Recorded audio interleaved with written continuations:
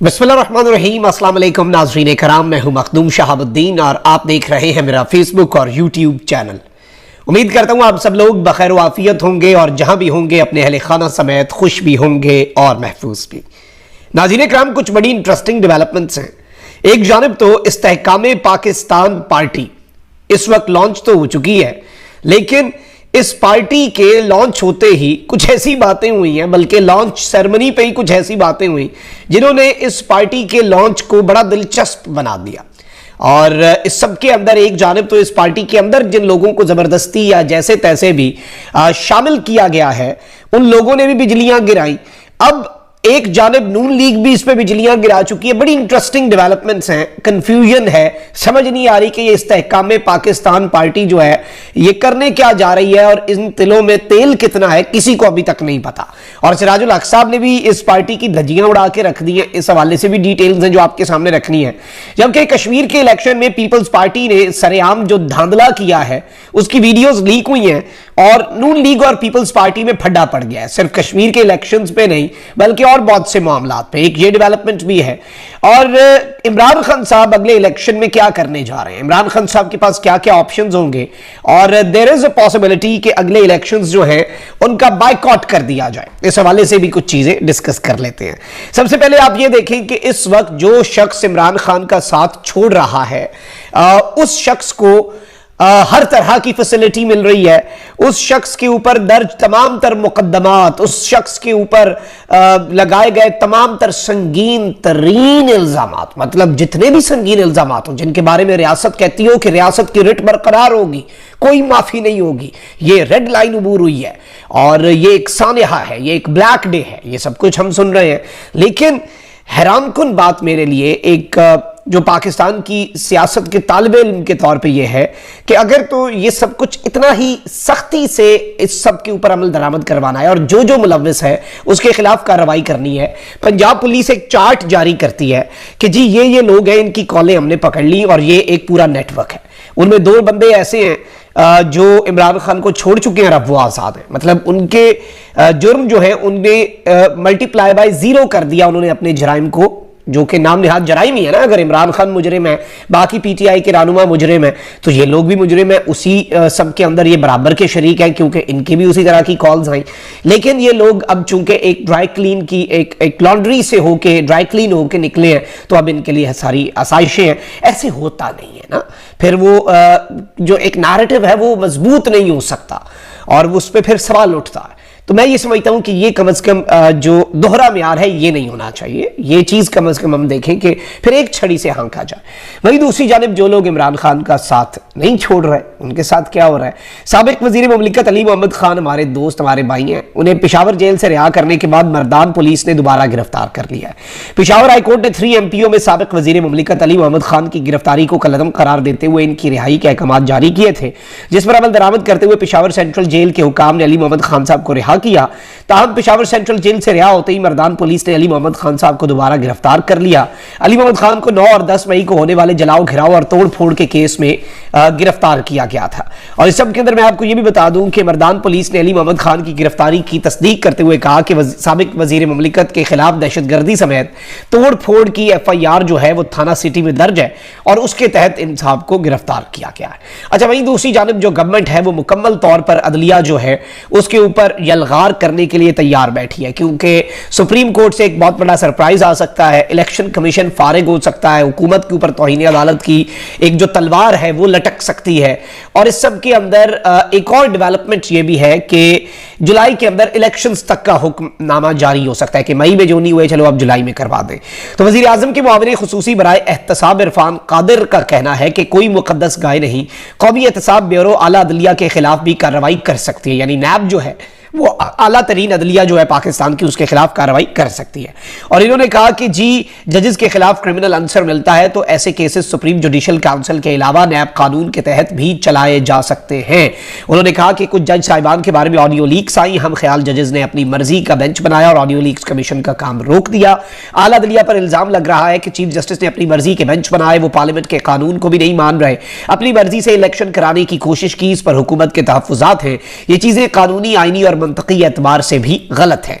इरफान कादिर ने बरतानिया से 190 मिलियन पाउंड स्कैंडल में नई मालूमात सामने आने का इंकशाफ करते हुए कहा कि रियासत के नाम पर पैसा एक शख्स के अकाउंट में आने से बड़े पैमाने पर टैक्स बचाया गया। साबिक वजीर आजम के अहले खाना को मिलने वाले मजीद तहाइफ की तफसीलात भी सामने आई हैं।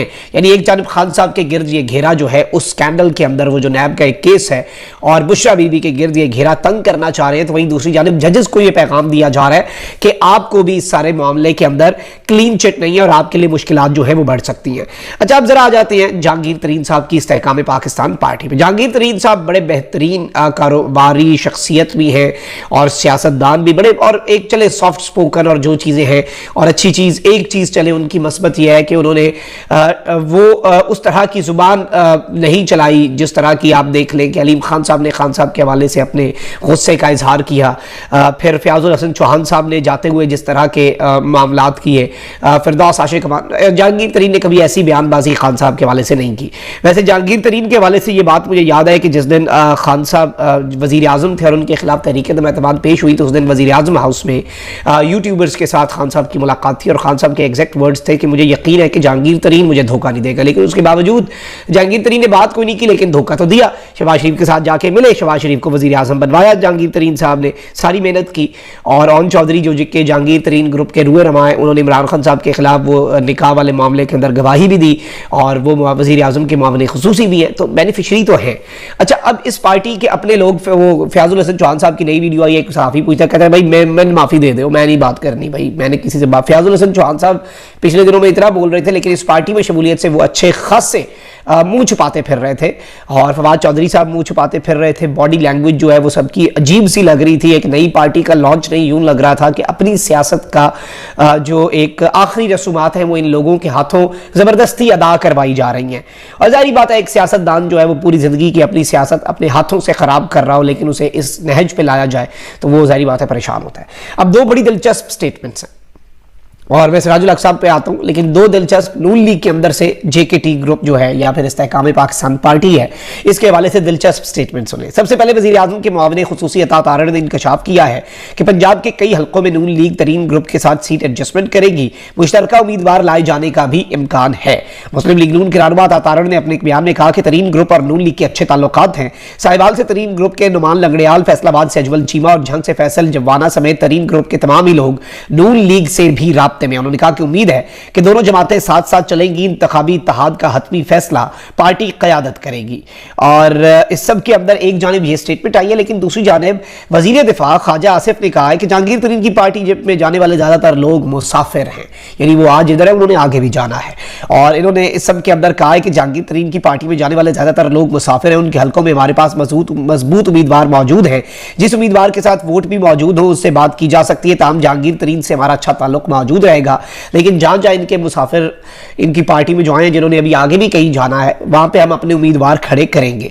तो इस सब के अंदर दिलचस्प चीज ये है कि इंटरेस्टिंग चीज जो नजर आ रही है वो ये है कि जहांगीर तरीन की पार्टी के हवाले से अता तारड़ साहब कुछ कह रहे हैं, ख्वाजा आसिफ साहब कुछ कह रहे हैं और सिराजुल हक साहब ने बड़ी दिलचस्प बात की कि पुराने अंडों को नई टोकरी में डालने से इस्तेहकाम नहीं आएगा। इस वक्त हुआ यही है कि एक नई पैकिंग कर दी गई है, वही पुराने नामों की, पुरानी चीजों की। तो इन्होंने कहा कि जी पुराने अंडे अगर आप एक नई टोकरी में डालें तो इस्तेहकाम जो है, स्टेबिलिटी जो लाने के लिए एक सियासी जमात बनी है, वो सियासी जमात तो फिर जाहिर बात है उस तरह से चीजें नहीं चला पाएगी। वहीं दूसरी जानिब अब ये इख्तलाफात इनके आपसी भी बढ़ते जा रहे हैं, सूरत हाल बड़ी गंभीर होती जा रही है। कश्मीर के अंदर जो इलेक्शंस हुए हैं वहां पर हिना परवेज भट्ट साहिबा मरीम नवाज की यानी आप कह लें कि बड़ी खास सहेली समझी जाती हैं। कनीज नहीं कहना चाहिए, सहेली ही कहना चाहिए। लोग कनीज भी कहते हैं कि उनके यानी मरीम औरंगजेब साहिबा, हिना परवेज भट्ट साहिबा, ये सारी मरीम साहिबा के आगे पीछे होती हैं। तो मैं ये समझता हूं कि इन्होंने एक ट्वीट किया जो कि मरीम नवाज शरीफ साहिबा की जुबान है, जिसमें ये कह रही है कि पाकिस्तान पीपल्स पार्टी ने ठप्पे लगाने वाला काम कश्मीर में भी दिखा दिया, धांधली नामंजूर। यानी कि हुकूमत कह रही है कि हुकूमत ने ही कश्मीर के अंदर धांधली की और हुकूमत उसके खिलाफ आवाज उठा रही है कि हुकूमत ने धांधली क्यों कर दिया। इस वक्त ये इस तरह की सूरत हाल बन चुकी है। ये लड़ाई अभी बड़ी गहरी होने वाली है। इवन ये चेयरमैन PCB के मामले पर ऊपर भी नजम सेठी साहब शहबाज शरीफ साहब से मिला है, लेकिन पीपल्स पार्टी कहती है कि भाई हम बनाएंगे अपना चेयरमैन पीसीबी, वजारत हमारे पास है, हम बताएंगे चेयरमैन पीसीबी, और वापस वो जो ज़का अशरफ साहब है या पता नहीं कौन है, मुझे उनका नाम नहीं याद आ रहा, लेकिन उन्हें बनवाना चाह रहे हैं। तो इनके इख्तलाफात बड़े छोटे छोटे मामलात जो है ना उनके ऊपर सामने आ रहे हैं, लेकिन ये असल में बड़ी ग्रेटर गेम है, और वो असल इख्तलाफात कुछ और हैं जो इस वक्त रंग ये इख्तियार कर रहे हैं, रूप ये इख्तियार कर रहे हैं कि छोटी छोटी जगहों के ऊपर इनके फड्डे हो रहे हैं। वहीं दूसरी जानिब इमरान खान साहब को अगर बहुत ज़्यादा दीवार से लगाया जाता है और अगर इंतखाबात करवाए जाते हैं तो उस सूरत के अंदर खान साहब के पास अगर एक ऐसा ऑप्शन हो जिसमें खान साहब इंतखाबी सियासत में आ ही ना सके, जो कि इस वक्त अल्टीमेटली प्लान अप किया जा रहा है कि इमरान खान साहब को इंतखाबी सियासत के अंदर, इलेक्टोरल पॉलिटिक्स के अंदर नहीं आने दिया जाएगा, तो उस सूरत में इमरान खान साहब के पास क्या ऑप्शन होगा? देयर इज अ पॉसिबिलिटी कि ऐसे इंतखाबात जो कि, और ऑब्वियसली बहुत से साफी ये बात कंफर्म कर चुके हैं कि अगर इमरान खान या इमरान खान के जेरे असर जमात के जीतने के आधे फीसद चांस भी हुआ, 0.5% चांस भी हुआ, तो फिर इलेक्शंस नहीं करवाए जाएंगे। मुल्क में आईन और कानून तो है नहीं, इस वक्त सिर्फ एक मकसद है इमरान खान को माइनस करना, क्रश करना, जो कि अवाम नहीं होने दे रही। लेकिन इस सब के अंदर इमरान खान साहब के पास फिर ऑप्शन क्या रह जाता है, यानी उनकी पार्टी तितर बितर हो जाए, इमरान खान साहब खुद इलेक्शन लड़ ना सके, वो जेल में हो 10 साल के लिए जो एक प्लान है, या फिर इस सब के अंदर इमरान खान साहब जो हैं उन्हें इस सारी की सारी सूरत हाल के अंदर ना सिर्फ जेल बल्कि नाअहली जो है उसका भी सामना करना पड़े। तो ये सारी चीज़ें जाहिर बात है कि कंसर्न का बाइस तो हैं। तो इस सब के अंदर ऑप्शंस क्या होते हैं? इसमें एक ऑप्शन ये भी सामने आ रहा है कि जी इलेक्शन का बाइकॉट जो है वो अनाउंस हो सकता है, और इलेक्शंस का जो बाइकॉट होता है वो बड़ा ख़तरनाक सी चीज़ होती है, क्योंकि ऑब्वियसली उससे पाकिस्तान की शायद हिस्ट्री का एक बहुत बड़ा आप कह लें कि ये अपसेट हो कि बहुत कम टर्न आउट हो, जो कि मैं समझता हूँ कभी भी नहीं होना चाहिए, और लोगों को फिर भी अपने वोट की जो एक ताकत है उसका इस्तेमाल करना चाहिए। लेकिन ज़ाती तौर पे एक मैं राय इसमें दूँ तो वो ये है कि बैलेट पेपर जो है ना उसके ऊपर एक ऑप्शन डाल दें, मुझे लगता है भारत या कुछ मुल्कों के अंदर है, और वो ऑप्शन होना चाहिए कोई नहीं। लोग कहते हैं कि भाई सारे चोर हैं, ये 4 उम्मीदवार हैं, ये सारे पावे हैं, ये सारे जागीरदार हैं, या ये सारे फ्यूडल्स हैं, या ये सारे बिजनेसमैन हैं, ये सारे ये कब्जा माफिया हैं, ये सारे फलां हैं ढिमका हैं, हमारा रिप्रेजेंटेटिव कोई नहीं है। तो वो 4 बंदे उन्होंने उनमें से किसी एक को वोट देना है, उन्हें वो नहीं देना चाहते तो वो घर बैठ जाते हैं। आप एक ऑप्शन डालें कोई नहीं, और अगर कोई नहीं के ऑप्शन को सबसे ज्यादा वोट मिल जाए, यानी फर्स्ट नंबर पे आ जाए कोई नहीं, दूसरे नंबर पे आ जाए जी पीपल्स पार्टी का कैंडिडेट, तीसरे नंबर पे आ जाए इस्तेहकाम पाकिस्तान का कैंडिडेट, तीसरे पे आ जाए PMLN का कैंडिडेट, तो फिर उधर दोबारा इलेक्शन हो, क्योंकि अवाम ने कहा है कि इनमें से कोई नहीं। तो मैं समझता हूँ ये वैसे ऑप्शन जिस दिन डल गया ना उस दिन खुद ब खुद वो रिफाइन होते जाएंगे, वो फिर अगला इलेक्शन लड़ेंगे, उसमें अगर अवाम ने फिर कह दिया कोई नहीं, जब तक अवाम का अपना बंदा नहीं आएगा अवाम चलती रहेगी। और ये वैसे सिलसिला होना चाहिए कि अब पाकिस्तान की अवाम के पास ये ऑप्शन होना चाहिए कि वो कोई नहीं का जो ऑप्शन है उसे भी लगा सकेंगे। एक मेरी ज़ाती राय है, इसके लिए ऑब्वियसली ये हुकूमत तो नहीं करेगी, लेकिन खान साहब अगर कभी गवर्नमेंट में आते हैं तो उन्हें ये चीज़ वैसे इस्लाहात के अंदर लानी चाहिए। अपना बहुत ख्याल रखें। अल्लाह निगहबान पाकिस्तान।